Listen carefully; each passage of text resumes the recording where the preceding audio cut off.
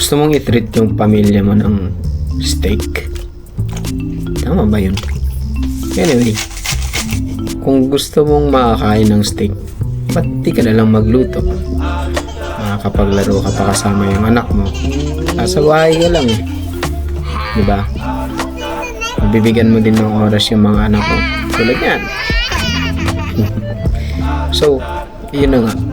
Patulad ba kita na minsan natatabangan, nakukulangan, at higit sa lahat, namamahalan kapag ka kumakain ng steak sa labas. Sa totoo lang, kayang-kaya mong lutuin yan. Ito, sure ako kayang-kaya mong lutuin to kasi sobrang simple lang nito. Well, di naman kita tuturuan pero tingin ko matututo ka dito sa video na ginawa ko kasi sobrang simple lang ito eh. Kaya, panoorin mo na. Hindi kita mabibigyan ng mga cooking terminologies tulad ng iba pero yung term na maintindihan mo siguro. So, tara, start natin. Hindi ko na siguro kailangan explain yung una kasi hiniwa, pinalatan, nilaga ko lang naman yung mga gulay dyan. Para yun sa steamed vegetables at mashed potato na usual na partner ng steak kapag kakain ka sa restaurant. Yan yung mga usual na sides niya eh. So, bakit di natin gawin din, di ba? So, dito na tayo sa actual prepping ng steak. Yan, may 3 steak tayo. Sobrang mura lang yan. Siguro nasa 30 dirhams ang 3 na yan. Or 30 to 45 dirhams. Make sure lang na siya, room temp siya. Hindi basa. Kaya ako pinatcha ng towel nung una. Tissue nung una. Tsaka, season it well. Makikita mo naman yan palagi sa mga cooking video na kailangan mong i-season ng maigi. Ilagyan ko ng mantika kanina kasi gusto ko lang. Hindi, para na rin dumikit ng maigi yung mga nilalagay mo. Asin at paminta. Asin at paminta lang talagang nilalagay ko kapag nagluluto ako ng steak. Classic lang ba? Kasi kapag i-over season mo yung steak parang hindi ganun kasarap eh.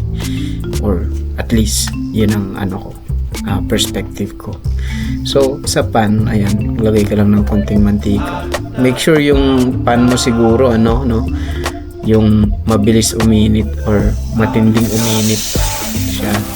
Yan, ilagay mo yung steak, ito mo ng konti, tingnan mo kung okay na, baliktarin mo kapag meron na siyang crust na makikita kang ganyan. Lagyan mo ng butter, optional lang yung garlic. Gusto ko yung garlic kasi gusto ko yung garlic taste sa steak. Tapos i-paste mo siya. Yan, lagyan mo lang sa ibabaw yung garlic at ilagyan mo siya ng butter and oil mixture para rin maging moist yung ilalim ng steak. Kita mo ilang beses kung binaliktad. Maniwala dun sa sa 1-2 beses mo lang babaliktad rin. Gawin mo yung gusto mo, steak mo yan eh. Ikaw nagluluto, ikaw din naman ang kakain. Kaya alam nila dun sa gagawin mo, di ba? Ikaw din naman kakain yan. Yan, ganun lang din ginawa ko dun sa 2 na steak. Tapos, ang pinakamahalagang gawin ay i-rest sila para mag-subside yung juice. Diba? Pero anyway, kung nakita mo, hindi ko na inugasan yung pinaglutuan ko ng steak. Doon ko rin sinote yung mga vegetable para magkaroon sila ng lasa ng steak. Basic lang yun, diba? Parang ikaw, pag nagsangag ka, gagamitin mo yung pinagprituan mo ng itlog dun sa kanin na isasangag mo para may lasa yung itlog. May lasa yung sinangag. Sorry. Ayan, mashed potato naman. So yung nilalagay ko dyan, yung tinunaw ko kanina.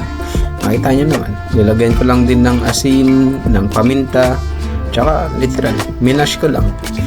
Ganun lang kasimple gumawa ng mashed potato. At masarap yan, promise.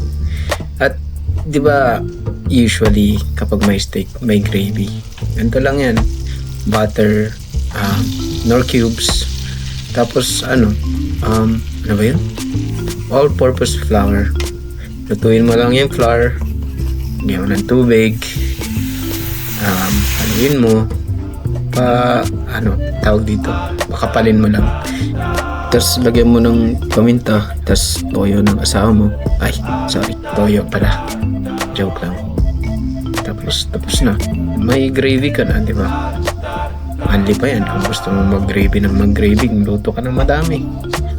Iwain mo yung steak against the grain para hindi ka mahirapang magmuya. Kung sakaling naluto mo man siya ng matigas, i-plate mo na yung gulay mo. Carrots, broccoli, cauliflower. Lagyan mo ng talong, okra, kalabasa, ampalaya kung gusto mo. Ikaw bahala, steak mo yan. Ito, mashed potato. Artehan mo ng konti, buhusan mo ng gravy, tapos na. Pwede ka na kumain. Ngayon, ipagmayabang mo dun sa misis mo na nagluto ka ng steak. Yan, pakita natin saglit. Di ba? Gutom na yan eh. Kala mo ganyan yan, pero gutom na yan. Pero yun, tinutopak na yung anak ko dun, kaya kakain na tayo. Yan, di ba? Sarap ba? Mukhang steak naman. Okay ba? Approve. Ewan, medium ba to o medium rare, pero ewan ko, steak ko yan. Masarap siya, malambot, at worth it naman. Kinakamay ko kasi steak ko yan. Ay, kain na tayo. Tama na yan.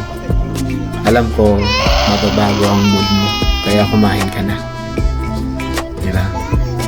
Nakakapagpabago ng mood ang pagkain, lalo na sa mga babae. Babae yung dalawang anak ko, kaya huling-huli ko yung kiliti nila. Love na love ko yung mga yan. Kaya mo magluto ng steak, tol, i-try mo lang, makakatipid ka pa. See you in the next video. Babush! May steak ba? Pwede na yan.